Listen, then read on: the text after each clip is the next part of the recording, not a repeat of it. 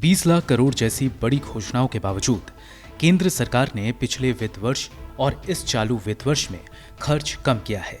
पिछले वित्त वर्ष के दौरान देश में महामारी फैली थी और इस वजह से लॉकडाउन लगाया गया था, लेकिन चालू वित्त वर्ष में आर्थिक स्थिति में सुधार के बावजूद सरकार अपने खर्च के उस स्तर पर नहीं पहुंच सकी है जहां वो महामारी से पहले थी।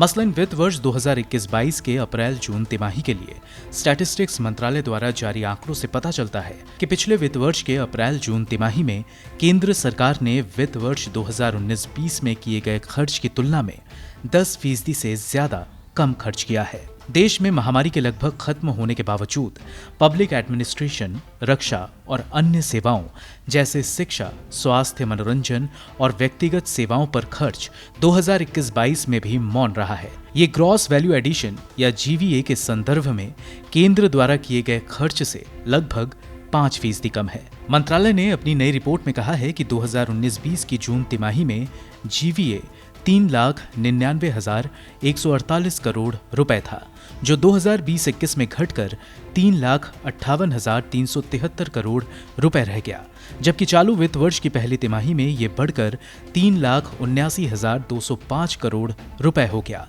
जो कि पूर्व महामारी की तुलना में 4.99% कम है।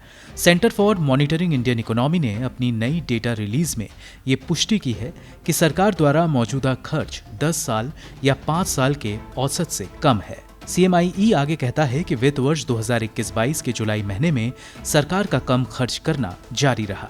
यह आश्चर्य की बात है कि सरकार अपने बड़े बड़े दावों के बावजूद कम खर्च कर रही है। केंद्र की सरकार यह कहती रही है कि अर्थव्यवस्था को आगे बढ़ने की जरूरत है और सरकार के पास अर्थव्यवस्था का समर्थन करने के लिए पर्याप्त धन है। पिछले 17 महीनों के दौरान ये देखा जा सकता है कि कई मंत्रियों ने हजारों करोड़ रुपए की मदद का दावा किया। ये भी दावे किए गए कि सरकार ने बिजनेस और गरीबों की मदद की, लेकिन देश में पैदा हुए और निरंतर जारी हालात इन दावों की पोल खोलता है। आंकड़ों पर गौर करें तो पता चलता है कि महामारी की वजह से देश की अर्थव्यवस्था की कमर टूट गई है।